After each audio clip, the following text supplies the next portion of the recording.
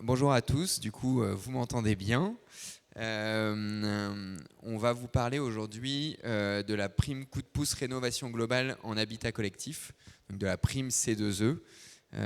Donc je vais me présenter, Louis-Marie Gillier, je suis directeur commercial pour l'habitat collectif chez Elio.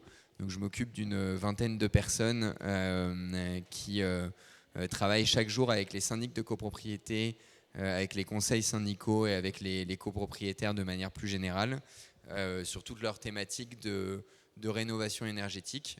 Donc je vais revenir un petit peu sur ce que fait Elio en introduction, de manière assez rapide. Je suis accompagné de Laurence Mahoudo. Bonjour, donc je suis en charge d'accompagner le logement social chez Elio dans leur projet de rénovation énergétique. Voilà, donc on a un stand, hein, donc si jamais certains ont des questions à l'issue de la petite présentation, n'hésitez pas également à venir nous voir dans la journée, avec des équipes du coup qui travaillent, comme vous l'avez compris, avec les syndics et les bailleurs sociaux. Donc très rapidement sur le sommaire, je vais faire une petite introduction. On parlera du coup plus, on rentrera un peu plus dans le détail avec les volumes C2E, les coefficients majorateurs du coup de pouce barre TH 177, donc le fameux coup de pouce rénovation globale. On va comparer avec la barre TH 145 qui était le coup de pouce rénovation globale précédent. On va parler des critères d'éligibilité au coup de pouce, quelques exemples, les documents obligatoires et on va enfin parler de l'audit énergétique du coup et des contrôles COFRAC. Voilà, donc on va essayer d'être le plus clair possible et le plus concis également possible sur ces questions-là pour pouvoir après rentrer dans le détail avec ceux qui le veulent. Aujourd'hui, du coup, très rapidement, Elio, on existe depuis une quinzaine d'années, depuis 2008 exactement, et on accompagne du coup toutes les résidences, tous les immeubles, donc copropriétés et logements sociaux, sur toute la chaîne d'économie d'énergie. On va travailler du coup sur l'évaluation du besoin, donc vous en avez sûrement entendu parler, mais sur les audits énergétiques réglementaires, les diagnostics de performance énergétique collectifs, mais aussi individuels, et sur les projets de plan pluriannuel de travaux, donc les PPT, avec lesquels du coup on travaille sur ces diagnostics avec de nombreux bureaux d'études partenaires et également avec notre bureau d'études en interne, Akea Énergie. On accompagne évidemment les immeubles dans toute la France. Il n'y a pas de contraintes géographiques ni en termes de taille. On accompagne toutes les tailles et toutes les typologies d'immeubles en France. Une fois qu'on a identifié les besoins de la copropriété, du logement social, on va réaliser les travaux. Donc on s'appuie sur un réseau d'entreprises partenaires pour réaliser les travaux. On va également proposer des assistants à maîtrise d'ouvrage, donc des AMO, dans le cadre de la rénovation globale, notamment en copropriété. Et puis on va travailler sur d'autres typologies de travaux comme les bornes de recharge et le photovoltaïque. Et on va accompagner du coup ces travaux du financement, donc c'est notre cœur de métier en tant que délégataire depuis 2008. On va vous aider à obtenir les aides publiques et les aides privées, donc les aides de MaPrimeRénov' dont on entend beaucoup parler en ce moment, les aides des certificats d'économie d'énergie également. On va essayer de vous accompagner sur le financement du reste à charge et sur l'avance sur les frais. L'audit énergétique, donc je vais en parler très rapidement, on y reviendra un petit peu à la fin. Donc c'est un peu la carte d'identité, un peu le contrôle technique de l'immeuble. C'est-à-dire qu'on va faire cet audit qui est obligatoire pour bénéficier des aides et du coup de pouce. Et cet audit du coup va permettre à la copropriété de savoir vers quoi s'orienter, vers quelle typologie de travaux. Il va vous donner en fait plusieurs scénarios de travaux qui vont vous permettre de vous projeter dans votre projet avec beaucoup plus de précision. L'audit va également vous donner une idée des coûts de chaque travaux et du projet au global. Donc voilà, il n'est pas obligatoire pour toutes les copropriétés. En revanche, il l'est si vous souhaitez obtenir les aides du coup de MaPrimeRénov' et du coup de pouce du coup barre TH 177. voilà, vous avez les différentes étapes. Donc on visite le bâtiment, simulation thermique, analyse et recommandations. On pourra revenir un peu plus dans le détail sur en quoi consiste un audit énergétique. Mais dans l'idée, il faut bien que vous ayez en tête que quand vous faites je prends souvent ce parallèle, mais le contrôle technique de votre voiture, l'audit énergétique et le contrôle technique de l'immeuble, il va vous dire ce qui va pas et où mettre l'accent dans votre projet de rénovation globale.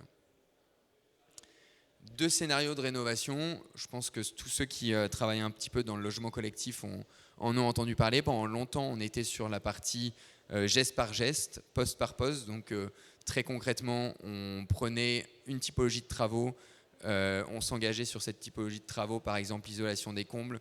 2 ans après, on allait changer le système de chauffage et 2 ans encore après, on allait faire l'isolation thermique par l'extérieur, par exemple.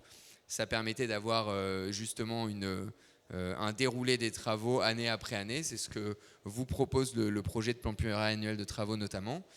Aujourd'hui, on insiste davantage sur la rénovation globale. Pourquoi ? On va y revenir, mais l'idée, c'est de pouvoir bénéficier justement des aides de ce coup de pouce et de maximiser du coup les aides financières. Très concrètement, vous n'avez pas du tout les mêmes aides si vous faites ce bouquet de travaux en simultané, avec toutes les typologies de travaux mélangées dans ce bouquet de travaux. Vous aurez beaucoup plus d'aides financières que si jamais vous étalez les travaux sur plusieurs années. Donc pourquoi engager une rénovation globale ? Je viens de le dire, pour maximiser les aides financières. On a également d'autres avantages, améliorer le confort thermique en réduisant du coup notamment les ponts thermiques. L'idée, c'est de faire tous les travaux d'un coup. Réduire la facture énergétique, évidemment. Si vous faites tous les travaux dans 1 an et demi, 2 ans, quand les travaux seront terminés, vous aurez des factures d'énergie qui seront diminuées. Anticiper les obligations de la loi climat et résilience dont on entend parler depuis quelques années maintenant. Bénéficier d'aides financières, je l'ai dit. Réduire le temps des travaux et valoriser la copropriété et chacun de vos biens. Pour ceux qui sont en copropriété et qui voudraient revendre ou louer leur appartement, ça vous permet d'avoir un bien qui est valorisé. Le coup de pouce, du coup, ça, c'est peut-être à Laurence d'en parler. Bonjour à tous. J'enchaîne à la suite de Louis-Marie. Merci Louis-Marie. Donc le coup de pouce BAR-TH 177, c'est un peu un mot barbare, mais en fait c'est un format de prime du dispositif des certificats d'économie d'énergie. Et il vient remplacer le précédent. Donc aujourd'hui, on a un coup de pouce dont on verra les conditions d'éligibilité tout de suite après. Mais c'est évidemment pour inciter fortement que ce soit les bailleurs sociaux en logement social ou les copropriétaires à vraiment faire un projet de rénovation globale en une fois pour accélérer et massifier l'amélioration énergétique du bâti. Donc les objectifs de ce coup de pouce qui est donc maintenu, on verra tout à l'heure qu'il y a quand même un format de date et de temporalité. Il faut engager des travaux avant une certaine date et les achever avant une autre, on le verra tout de suite, pour pouvoir bénéficier de ce dispositif. Mais l'idée du pôle national des C2E et du ministère de l'énergie, c'est véritablement de poursuivre et de pérenniser ces projets-là, que les copropriétaires ou que les propriétaires bailleurs soient fortement incités à engager des projets ambitieux, de simplifier les démarches administratives et d'encourager la sortie des énergies fossiles. Le nouveau coup de pouce du dispositif aujourd'hui interdit d'installer trop de solutions à énergie fossile. C'est moi qui ai la main, pardon. Alors, bon, vous aurez la présentation et vous aurez le replay, donc ne vous affolez pas avec les formules, mais en gros, avant le 1er novembre 2024, on avait une certaine formulation pour calculer une prime C2E avec la consommation d'énergie finale avant projet, moins la consommation d'énergie finale après les travaux. Donc, ça dépendait vraiment des travaux que vous engagiez et c'était très positif pour des bâtiments qui étaient très énergivores. Quand vous partiez d'une étiquette F ou G, eh bien, quand le delta était important, vous aviez une prime d'autant plus forte et une aide financière d'autant plus importante. Aujourd'hui, c'est un petit peu différent. Depuis le 1er novembre 2024, le système a changé. C'est ce qui fait beaucoup le charme du dispositif d'ailleurs, c'est qu'il y a des évolutions réglementaires permanentes et c'est aussi le métier d'Elio que de les suivre et de pouvoir bien conseiller nos clients. Mais désormais, le coup de pouce Bar-TH 177 est basé sur une formule forfaitaire, c'est-à-dire que désormais, vous avez un forfait de 2100 kWh par mètre carré de surface habitable et que vous multipliez par votre surface et ensuite par un certain coefficient en fonction du système de chauffage. Et je vous parlais des énergies fossiles, mais c'est vrai que si vous mettez en place un système d'énergie renouvelable, vous êtes beaucoup mieux valorisé et beaucoup plus aidé que si vous maintenez des systèmes au gaz, voire au charbon ou au fioul. Donc l'idée de passer à un système forfaitaire, c'est véritablement de passer aussi à un système de chauffage qui est très prégnant dans la formulation de la prime. C'est soit de se raccorder à un réseau de chaleur, qui est alimenté majoritairement par des énergies renouvelables. Mais bon, toutes les résidences ne sont pas forcément à proximité d'un réseau de chaleur, mais c'est aussi de mettre en place soit une chaudière biomasse, soit des pompes à chaleur, de manière très privilégiée par rapport à un système au gaz. Voilà. Donc c'est sur cet aspect-là aussi que le coup de pouce du dispositif des C2E insiste. Donc ici, vous avez les critères d'éligibilité au coup de pouce. C'est-à-dire, qu'est-ce que je dois faire dans ma résidence, dans ma copropriété ou dans mon bâtiment collectif pour pouvoir être éligible au coup de pouce. Donc, vous avez en rouge un petit peu les critères qui ont changé par rapport au précédent format. Mais disons qu'il faut au moins 3 foyers fiscaux dans la résidence. Il faut que ce soit des résidences principales. Donc, le format ne s'applique pas forcément sur les résidences de montagne ou du littoral pour les résidences de vacances. Il faut, et ça n'a pas changé, il faut toujours gagner au moins 35% d'énergie par rapport à la situation avant travaux, et en tout cas arriver en dessous d'une certaine valeur de consommation qui est de 331 kWh par mètre carré et par an. Ensuite, il faut mettre en place des gestes dont parlait Louis-Marie tout à l'heure, c'est-à-dire l'isolation de votre terrasse, changer les menuiseries, isoler votre façade, mettre en place un nouveau système de chauffage et effectivement faire travailler des entreprises RGE reconnues, garants de l'environnement. Si vous mettez en place une solution de chauffage à énergie renouvelable, vous avez une prime majorée. Et si vous mettez en place des systèmes qui fonctionnent au gaz, il ne faut pas qu'ils dépassent plus de 30% des besoins énergétiques de la résidence ou de la copropriété. Et dans la temporalité, c'est un dispositif de prime majorée qui fonctionne si vous engagez vos travaux avant la fin de l'année. Donc voilà, il est temps de s'y mettre et surtout d'achever les travaux avant le 31 décembre 2027. L'audit énergétique, on en a parlé tout à l'heure, oui, c'est le premier outil et c'est le prérequis pour pouvoir être éligible à ce type d'incitation financière. Alors les exemples de calcul, bon j'en prends un, mais en gros on vous a mis les surfaces habitables, on a mis les travaux réalisés. Donc vous voyez que si vous avez des mises en place de systèmes de chauffage à énergie renouvelable, vous avez des primes qui sont supérieures. À droite, vous avez le coefficient x2 ou x3 selon le système de chauffage que vous mettez en place. Et le système de calcul est assez facile. Comme vous aurez il suffit de multiplier 2100 par la CHAB, x2 ou x3, selon le système de chauffage que vous mettez en place. Donc c'est quelque chose que vous pouvez anticiper vous-même et vous pouvez vous dire voilà à quoi je peux m'attendre comme type d'aide du dispositif des C2E. Voilà, et pour les documents qu'il faut récupérer, donc on vous les a listés là. LM. Voilà, juste sur la partie rénovation globale, je pense que vous l'aurez compris, on est sur des projets qui sont très complexes, très ambitieux, qui ont évidemment de nombreux bénéfices, de nombreux avantages, mais sur lesquels forcément on ne peut pas engager n'importe quel bâtiment collectif. Donc aujourd'hui chez Elio, on va vous accompagner déjà dans un premier temps, avant même de faire l'audit énergétique ou les diagnostics, sur justement identifier le besoin de la copropriété ou du logement social. Alors c'est des manières de fonctionner forcément un peu différentes. Sur la partie copropriété, évidemment, on va accompagner les copropriétaires et les syndics et conseils syndicaux sur du coup, est-ce qu'on vous préconise de faire l'audit énergétique pour se lancer dans une rénovation globale, ou est-ce qu'au contraire on va plutôt vous dire a priori ça va être trop complexe et pas possible de faire une rénovation globale parce que vous n'allez pas atteindre les 35% de gains énergétiques, parce que la copropriété ne va pas être assez volontariste dans ces projets-là. Dans ce cas-là, on va plutôt vous préconiser de faire un DPE collectif avec un projet de plan pluriannuel de travaux qui vont du coup vous donner les indications des travaux à faire dans les 10 prochaines années. Donc voilà, ça permet aussi de pas forcément se lancer tout de suite dans un projet un peu tête baissée, mais de réfléchir à ce qu'on veut faire en amont pour éviter de regretter le choix final. Du coup, sur les documents, pareil, hein, on a fait des slides volontairement très complets.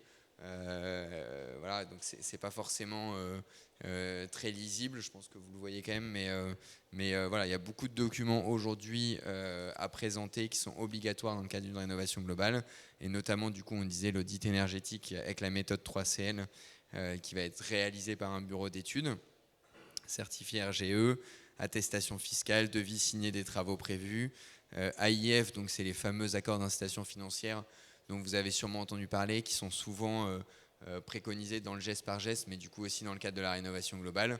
Concrètement, cet AIF, c'est un document qui vous garantit une certaine prime C2E, du coup, en fonction de la typologie de travaux qu'on a en face. Je dis enfin, c'est ce qu'on fait chez Helio, mais si jamais vous avez un devis de comble perdu à 10 000 euros, on va vous dire, bah voilà, Helio ou un autre délégataire peut prendre en charge 4 000, 5 000, 6 000 euros sur ce montant du devis, et on signe avec le syndic du coup un AIF qui permet de s'engager sur l'obtention de cette aide.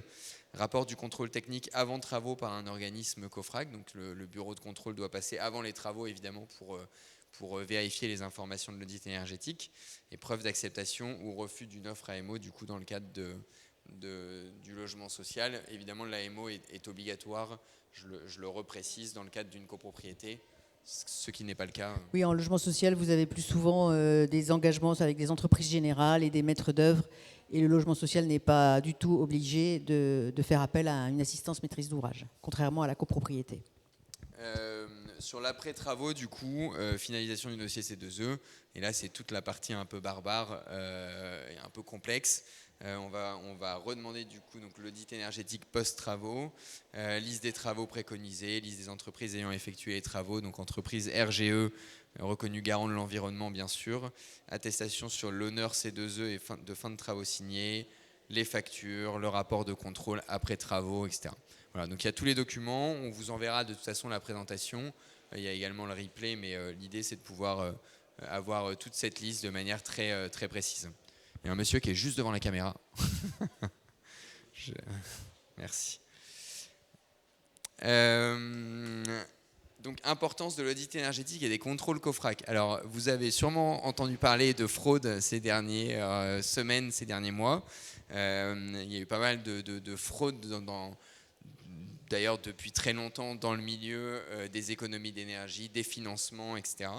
Et c'est la raison pour laquelle chez Helio, on va insister sur le fait d'avoir un audit déjà qui est obligatoire réglementaire et un contrôle COFRAC avec des bureaux de contrôle qui sont, je le répète, mais qui sont indépendants et qui vont venir du coup en amont des travaux et à la fin des chantiers pour justement s'assurer qu'on n'est pas en train de faire de bêtises et qu'il n'y a pas d'abus, de fraude voilà, dans ces projets-là qui sont souvent qui étaient souvent avant assez peu contrôlés.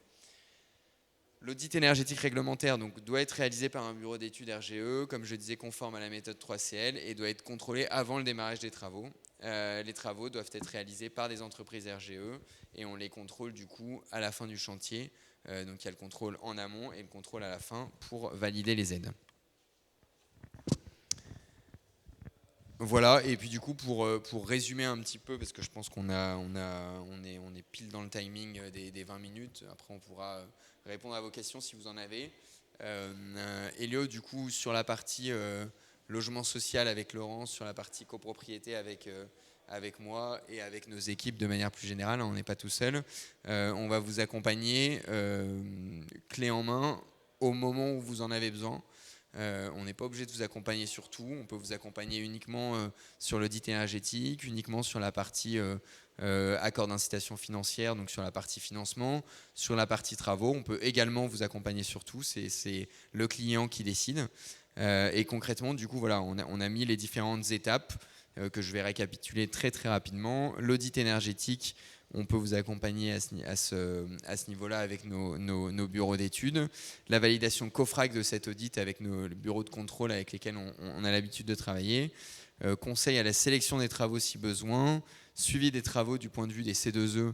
Encore une fois, c'est notre cœur de métier, donc c'est souvent avec cette brique-là qu'on va commencer avec de nouveaux clients. Contrôle COFRAC à la fin des travaux, consolidation des documents et montage du dossier C2E. Donc aujourd'hui, chez Elio, on a des commerciaux, des chargés d'affaires comme nous qui sommes là pour vous présenter ce qu'on fait. On a une grosse équipe qui représente quasiment la moitié de l'entreprise, c'est-à-dire une équipe d'une centaine, 150 personnes qui, eux, vont travailler vraiment sur le montage des dossiers et qui sont là en fait pour s'assurer que toutes les pièces soient conformes, qu'il n'y ait pas de rature, que la virgule soit au bon endroit, etc. etc. On sait à quel point ça peut être chronophage et long, que ce soit sur des projets particuliers ou sur des projets en collectif. Et donc toute cette équipe est au bureau en train de travailler sur tous ces dossiers-là, sur le montage de ces dossiers C2E, dépôt des dossiers du coup au pôle national des certificats d'économie d'énergie et ce qui vous intéresse évidemment, le versement de la prime C2E une fois qu'on a terminé ces dossiers, enfin ces chantiers plutôt, et qu'on a finalisé ces dossiers. Merci beaucoup pour votre écoute. Et puis si jamais vous avez des questions, n'hésitez pas à nous les poser.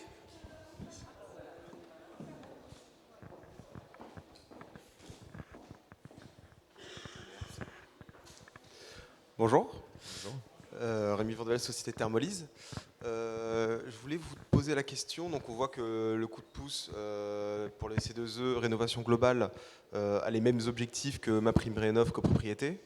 La méthode de calcul est différente. MaPrimeRénov' copropriété, c'est en fonction du coût des travaux et le coup de pouce, c'est forfaitaire. Est-ce que de manière générale, est-ce que c'est cumulable déjà? J'imagine que non. Et dans ce cas-là, lequel est le plus intéressant à bénéficier de manière générale? Alors, je dirais que sur les C2E et MaPrimeRénov', tu peux peut-être répondre. C'est cumulable sur la partie copropriété, c'est-à-dire qu'aujourd'hui, quand on accompagne une copropriété sur une rénovation globale, on va forcément s'orienter à la fois sur les aides de MaPrimeRénov' et sur le coup de pouce rénovation globale, qui sont en effet le cumul en fait des aides publiques et privées. Voilà, donc l'idée c'est vraiment de pouvoir s'appuyer sur ces deux aides. Et en logement social, le logement social n'est pas éligible à MaPrimeRénov'. C'est un système qui est dédié aux copropriétés, aux particuliers. Voilà, et qui on a de la chance, du coup, vous l'avez sûrement entendu, mais il y a eu pas mal de changements réglementaires et de fausses informations sur lesquelles le gouvernement est revenu. Voilà, bon, donc c'est vraiment sur la partie particulier. La partie copropriété n'a jamais été concernée par ça, et aujourd'hui, du coup, on a encore la possibilité de continuer exactement de la même manière qu'il y a quelques semaines, quelques mois, en cumulant du coup ces aides-là. D'accord, merci. Et dans ce cas-là, est-ce que c'est aussi cumulable avec d'autres C2E ou dans ce cas-là Alors, sur le coup de pouce rénovation globale, c'est compliqué de cumuler avec un coup de pouce chauffage, par exemple, qui est un autre dispositif de prime majorée, qui est dans une même temporalité, puisqu'elle a été étendue au 31 décembre 2027, la prime coup de pouce chauffage. C'est quand vous vous raccordez sur un système de réseau de chaleur, par exemple. C'est compliqué de les cumuler, oui. Et du coup, pour reclarifier un peu ça, vraiment les C2E, c'est on donne une aide financière à une typologie de travaux. Et donc du coup, nous, on va pouvoir accompagner les copropriétés sur une rénovation globale, mais il y a certaines copropriétés, par exemple, auxquelles on dit ce poste de travaux, ça sert à rien qu'il soit dans le projet de rénovation globale. Vous pouvez le faire avant, après. Vous pouvez bénéficier justement de subventions à 100% via les C2E. Si vous n'en avez pas forcément besoin, du coup, dans le cadre de ce projet-là, on n'est pas obligé de l'inclure. Voilà, donc c'est vraiment au cas par cas. Quand on ne pourra pas cumuler d'autres aides C2E parce que le coup de pouce va englober toutes ces aides C2E. En revanche, si on se rend compte, par exemple, que la copropriété préfère isoler les calorifugages, enfin faire le calorifugage, donc les tuyaux de chaude et de chauffage qui sont encore subventionnés pour quelques semaines à 100%. avant ou après, voilà, on pourra le faire de manière indépendante de la rénovation globale. D'accord, merci beaucoup.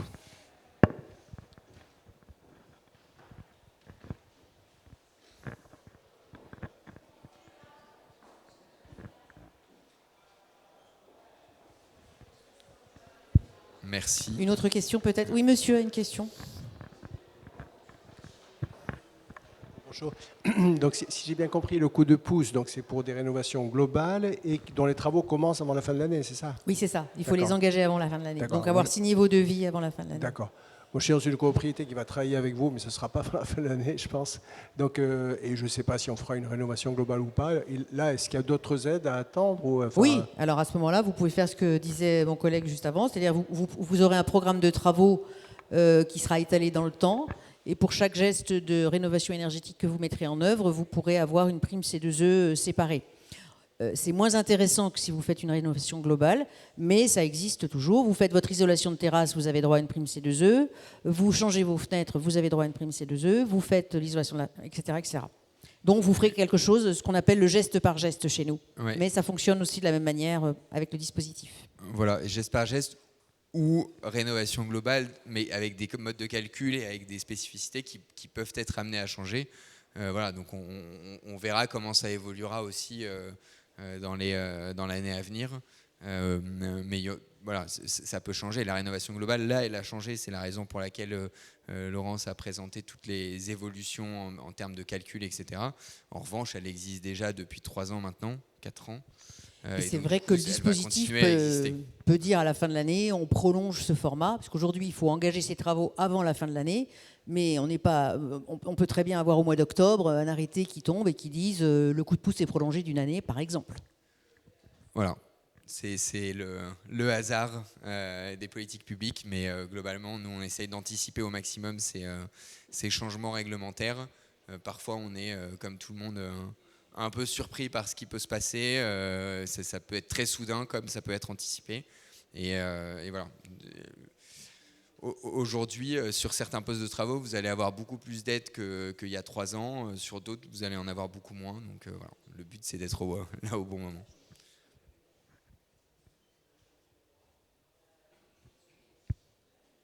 Merci beaucoup et n'hésitez pas du coup à passer sur le stand si jamais il y a des questions. Merci à vous. Merci de votre attention.